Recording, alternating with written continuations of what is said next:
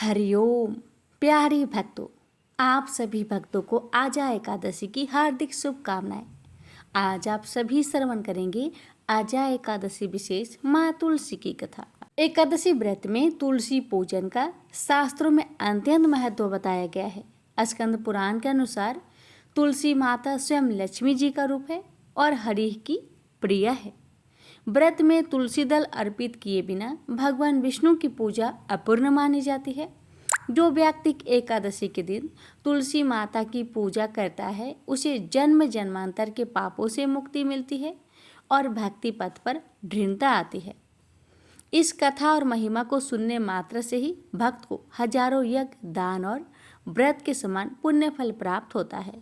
तो आइए भक्तों, अपने जीवन की मंगल कामना को करते हुए आज की इस दिव्य कथा का श्रवण करें। प्रेम से बोलिए जय तुलसी माता। भगवान श्री गणेश को तुलसी नहीं चढ़ती। इसके पीछे पुराणों में एक रोचक कथा मिलती है। एक समय में धर्मात्मज नाम के राजा हुआ करते। उनकी कन्या तुलसी यौन अवस्था में थी। अपने विवाह की इच्छा लेकर तीर्थ यात्रा पर निकल पड़ी। उन्होंने कई जगह की यात्रा की। एक स्थान पर उन्हें तरुणावस्था में भगवान श्री गणेश को तपस्या में लीन देखा। भगवान गणेश का रूप अत्यंत मोहक और आकर्षक था। तुलसी भगवान गणेश के इस रूप पर मोहित हो गई और अपने विवाह का प्रस्ताव उनके समक्ष रखने के लिए उनका ध्यान भंग कर दिया। भगवान गणेश ने स्वयं को ब्रह्मचारी बताते हुए तुलसी का विवाह प्रस्ताव ठुकरा दिया। तुलसी को भगवान गणेश के इस रूखे व्यवहार और अपना विवाह प्रस्ताव ठुकराए जाने से बहुत दुख हुआ और उन्होंने आवेश में आकर भगवान गणेश को 2 विवाह होने की श्राप दे दिया। इस पर श्री गणेश ने भी तुलसी को असुर से विवाह होने का श्राप दे डाला। बाद में तुलसी को अपनी भूल का एहसास हुआ और भगवान गणेश से क्षमा मांगी। ना तुम्हारा श्राप खाली जाएगा ना मेरा। मैं रिद्धि और सिद्धि का पति बनूंगा और तुम्हारा भी विवाह राक्षस जलांधर से अवश्य होगा। लेकिन अंत में तुम भगवान विष्णु और श्री कृष्ण की प्रिया बनोगी और कलयुग में भगवान विष्णु के साथ तुम्हें पौधे के रूप में पूजा जाएगा। लेकिन मेरी पूजा में तुलसी का प्रयोग नहीं किया जाएगा। प्रेम से बोलिए तुलसी माता की जय, गणेश भगवान की जय। एक बार राधा जी सखी से बोली, सखी तुम श्री कृष्ण की प्रसन्नता के लिए किसी देवता की ऐसी पूजा बताओ जो परम सौभाग्यवर्धक हो। तब समस्त सखियों में श्रेष्ठ चंद्रनना ने अपने हृदय में एक क्षण तक कुछ विचार किया। फिर बोली, राधे परम सौभाग्यदायक और श्री कृष्ण की भी प्राप्ति के लिए वरदायक व्रत तुलसी की सेवा, तुम्हें तुलसी का ही नियम लेना चाहिए। क्योंकि तुलसी का यदि स्पर्श अथवा ध्यान, नाम संकीर्तन, आरोपण, सिंचन किया जाए तो महान पुण्यप्रद होता है। हे राधे, जो प्रतिदिन तुलसी की भक्ति करते हैं वे कोटि सहस्त्र युगों तक अपने उस सुकृत्य का उत्तम फल भोगते हैं। मनुष्य की लगाई हुई तुलसी जब तक शाखा पर शाखा, बीज, पुष्प और सुंदर दलों के साथ पृथ्वी पर बढ़ती रहती है, तब तक उनके वंश में जो जो जन्म लेता है वे सभी हो हजार कल्पों तक श्री हरि के धाम में निवास करते हैं। जो तुलसी मंजरी सिर पर रखकर प्राण त्याग करता है वह सैकड़ों पापों से युक्त क्यों न हो, यमराज उनकी ओर देख भी नहीं सकते। इस प्रकार चंद्रनन्ना की कही बात सुनकर रासेश्वरी श्री राधा ने साक्षात श्री हरि को संतुष्ट करने वाले तुलसी सेवन का व्रत आरंभ किया और केतकी वन में 100 हाथ गोलाकार भूमि पर बहुत ऊंचा और अत्यंत मनोहर श्री तुलसी का मंदिर बनवाया, जिसकी दीवार सोने से जड़ी थी और किनारे किनारे पद्म राग मणि लगी थी। वह सुंदर सुंदर पन्ने हीरे और मोतियों के पर कोटे से अत्यंत सुशोभित था। उसके चारों ओर परिक्रमा के लिए गली बनाई गई थी, जिसकी भूमि चिंतामणि से मंडित थी। ऐसे सुंदर मंदिर के मध्य भाग में हरे पल्लवों से सुशोभित तुलसी की स्थापना करके श्री राधा ने अभिजित मुहूर्त में उनकी सेवा प्रारंभ की। श्री राधा जी ने आश्विन शुक्ला पूर्णिमा से लेकर चैत्र पूर्णिमा तक तुलसी का सेवन व्रत का अनुष्ठान किया। व्रत आरंभ करके उन्होंने प्रति मास पृथक पृथक रस से तुलसी को सींचा। कार्तिक में दूध से, मार्गशीर्ष में ईख के रस से, पौष में दक्षिणा रस से, माघ में 12 मासी आम के रस से, फाल्गुन मास में अनेक वस्तुओं से मिश्रित मिश्री के रस से और चैत्र मास में पंचामृत से उनका सेचन किया और वैशाख कृष्ण प्रतिपदा के दिन उद्यापन का उत्सव किया।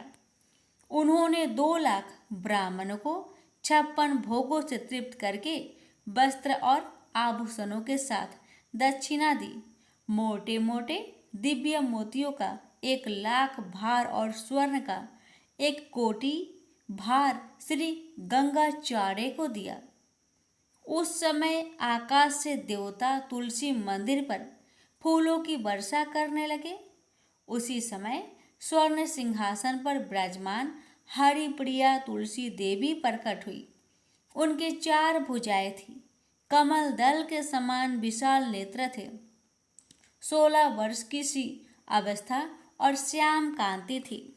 मस्तक पर हेममय किरीट प्रकाशित था और कानों में कंचनमय कुंडल झलमला रहे थे। गरुड़ से उतरकर तुलसी देवी ने रंगभल्ली जैसी श्री राधा जी को अपनी भुजाओं से अंग में भर लिया और उनके मुख चंद्र का चुंबन किया। तुलसी बोली, कलावती राधे, मैं तुम्हारी भक्ति से प्रसन्न हूँ। यहाँ इंद्रिया, मन, बुद्धि और चित्त द्वारा जो जो मनोरथ तुमने किया है वह सब तुम्हारे सम्मुख सफल हो। इस प्रकार हरिप्रिया तुलसी को प्रणाम करके वृषभानु नंदिनी राधा ने उनसे कहा, देवी, गोविंद के युगल चरणों में मेरी अहेतु की भक्ति बनी रहे। तब तथास्तु कहकर हरिप्रिया अंतर्ध्यान हो गई।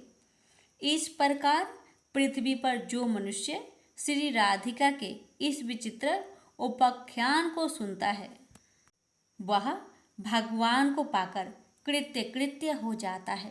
प्रेम से बोलिए जय श्री हरि। इस कथा के अनुसार एक कुटुंब में ननद तथा भाभी साथ रहती थी। ननद का विवाह अभी नहीं हुआ था। वह तुलसी के पौधे की बहुत सेवा करती थी, लेकिन उसकी भाभी को यह सब बिल्कुल भी पसंद नहीं था। जब कभी उसकी भाभी को अत्यधिक क्रोध आता तब वह उसे ताना देते हुए कहती कि जब तुम्हारा विवाह होगा तो मैं तुलसी ही बारातियों को खाने को दूंगी और तुम्हारे दहेज में भी तुलसी ही दूंगी। कुछ समय बीत जाने पर ननद का विवाह पक्का हुआ। विवाह के दिन भाभी ने अपनी कथनी अनुसार बारातियों के सामने तुलसी का गमला फोड़ दिया और खाने के लिए कहा। तुलसी की कृपा से वह फूटा हुआ गमला अनेक स्वादिष्ट पकवानों में बदल गया। भाभी ने गहनों के नाम पर तुलसी की मंजरी से बने गहने पहना दिए। वह सब भी सुंदर सोने जवाहरत में बदल गए। भाभी ने वस्त्रों के स्थान पर तुलसी का जनेऊ रख दिया। वह रेशमी तथा सुंदर वस्त्रों में बदल गया। ननद की ससुराल में उसके दहेज की बहुत प्रशंसा की गई। यह बात भाभी के कान तक भी पहुंची। उसे बहुत आश्चर्य हुआ। उसे अब तुलसी माता की पूजा का महत्व समझ आया। भाभी की एक लड़की थी। वह अपनी लड़की से कहने लगी कि तुम भी तुलसी की सेवा किया करो, तुम्हें भी बुआ की तरह फल मिलेगा। वह जबरदस्ती अपनी लड़की से सेवा करने को कहती, लेकिन लड़की का मन तुलसी सेवा में नहीं लगता था।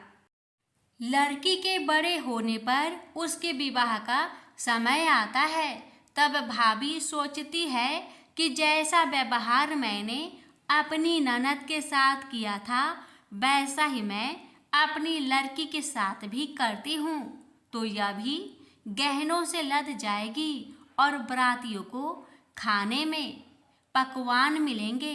ससुराल में इसे भी बहुत इज्जत मिलेगी।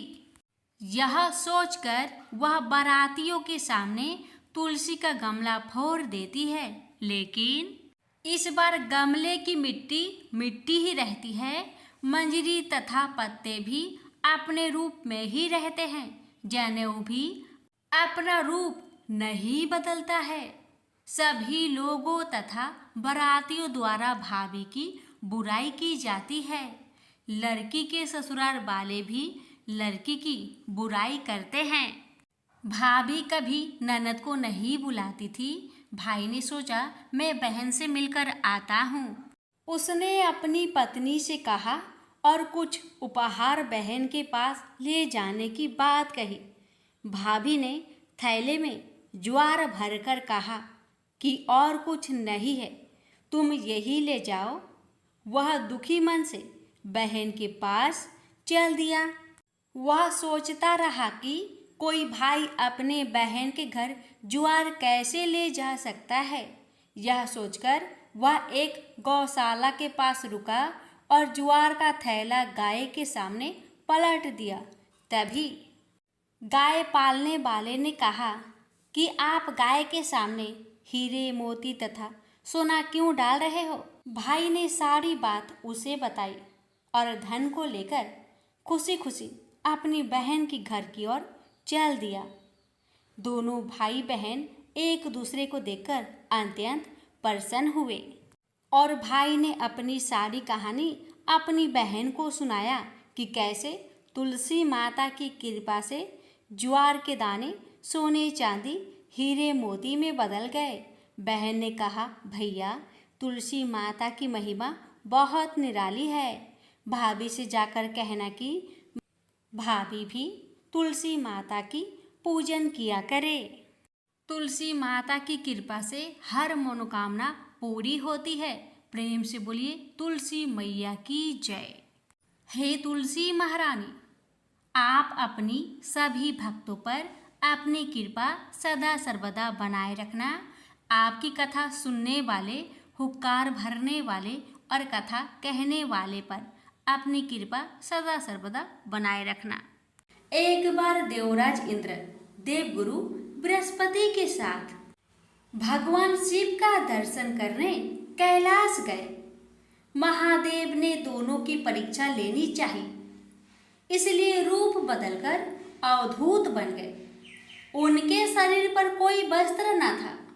उनका शरीर जलती हुई अग्नि के समान धधक रहा था और अत्यंत भयंकर नजर आते थे।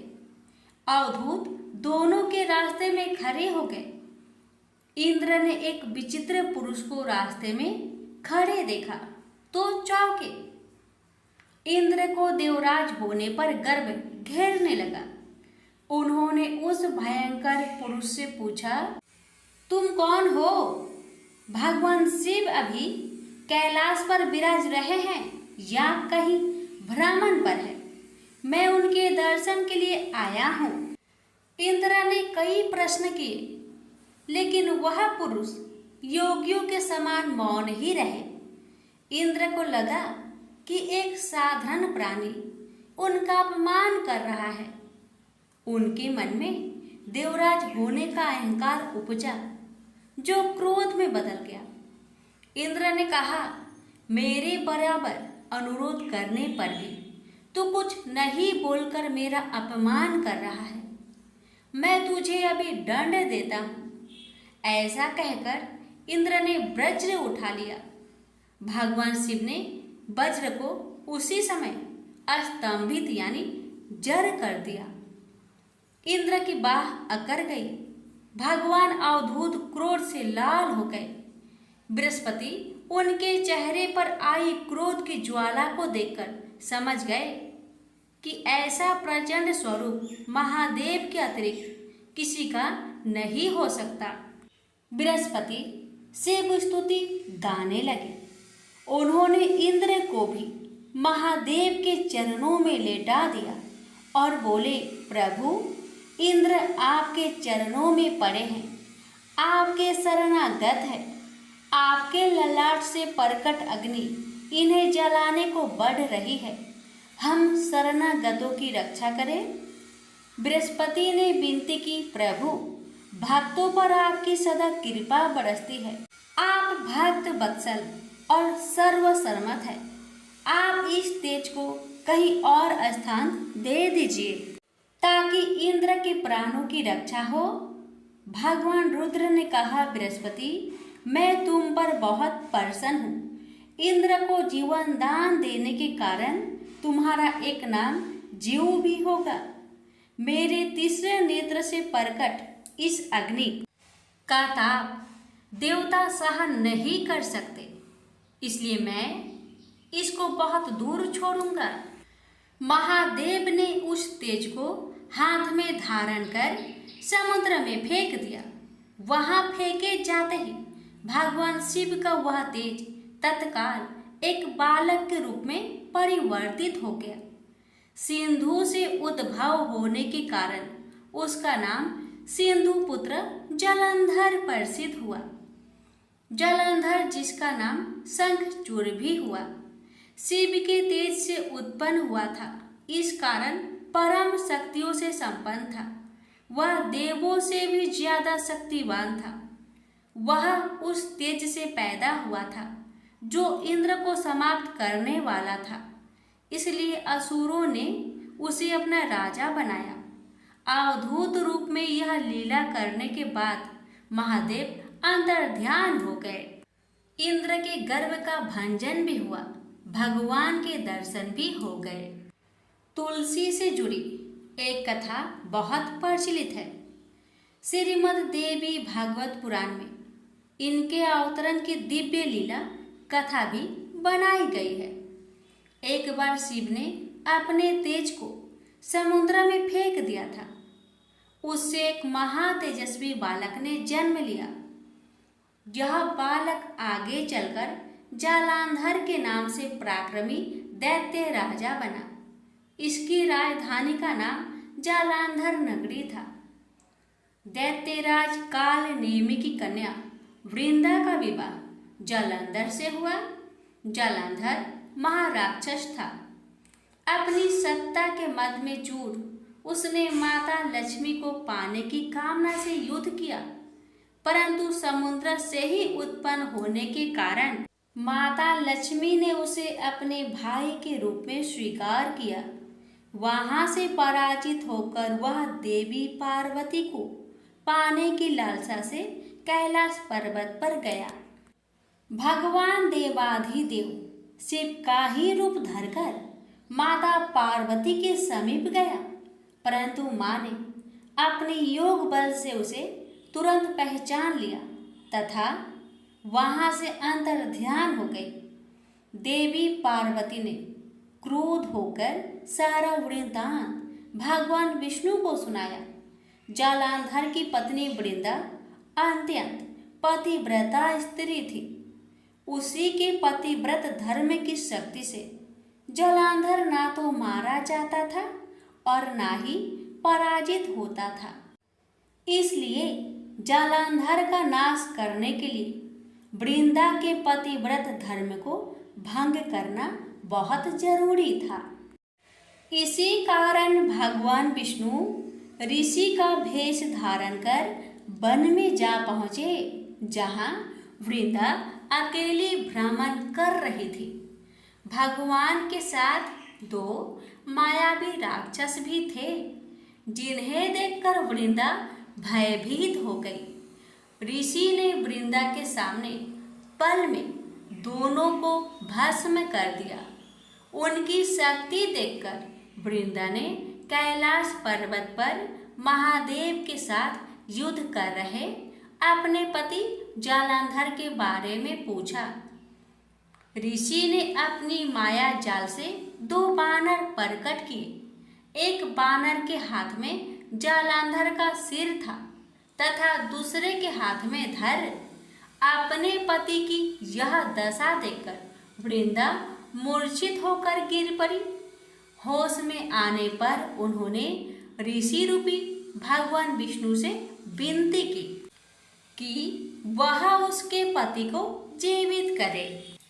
भगवान ने अपनी माया से पुनः जालंधर का सिर धड़ से जोड़ दिया, परंतु स्वयं भी वह उसी शरीर में प्रवेश कर गए। वृंदा को इस छल का जरा आभास न हुआ। जालंधर बने भगवान के साथ वृंदा पतिव्रता का व्यवहार करने लगी, जिससे उसका अस्तित्व भंग हो गया। ऐसे होते ही वृंदा का पति जालंधर युद्ध में हार गया। इस सारी लीला का जब वृंदा को पता चला तो उसने क्रोध होकर भगवान विष्णु को शीला होने का श्राप दे दिया तथा स्वयं सती हो गई। जहाँ वृंदा भस्म हुई वहाँ तुलसी का पौधा उगा। भगवान विष्णु ने वृंदा से कहा, हे वृंदा, तुम अपने अस्तित्व के कारण मुझे लक्ष्मी से भी अधिक प्रिय हो गई हो। अब तुम तुलसी के रूप में सदा मेरे साथ रहोगी। जो मनुष्य भी मेरे शालिग्राम रूप के साथ तुलसी का विवाह करेगा उसे इस लोक और परलोक में विपुल यश प्राप्त होगा। जिस घर में तुलसी होती है वहाँ यम के दूत भी असमय नहीं जा सकते। गंगा व नर्मदा के जल में स्नान तथा तुलसी का पूजन बराबर माना जाता है। चाहे मनुष्य कितना भी पापी क्यों न हो, मृत्यु के समय जिसके प्राण मंजरी रहित तुलसी और गंगा जल मुख में रखकर निकल जाते हैं, वह पापों से मुक्त होकर बैकुंठ धाम को प्राप्त होता है। जो मनुष्य तुलसी व आंवले की छाया में अपने पितरों का श्राद्ध करता है, उसके पितर मोक्ष को प्राप्त हो जाते हैं। उसी दैत्य जालंधर की यह भूमि जालंधर नाम से विख्यात है। सती वृंदा का मंदिर मोहल्ला कोट किशनचंद में स्थित है। कहते हैं इस स्थान पर एक प्राचीन गुफा थी जो सीधी हरिद्वार तक जाती थी। प्रेम से बोलिए जय श्री हरि। तुलसी मैया की जय, लक्ष्मी नारायण की जय। सुनिए माँ तुलसी की आरती। जय जय तुलसी माता मैया, जय तुलसी माता, सब जग की सुखदाता, सबकी बरमाता। मैया जय तुलसी माता, मैया जय तुलसी माता। सब योगों से ऊपर, सब रोगों से ऊपर, रज से रक्षे करके सबकी भावत्राता। मैया जय तुलसी माता, मैया जय तुलसी माता।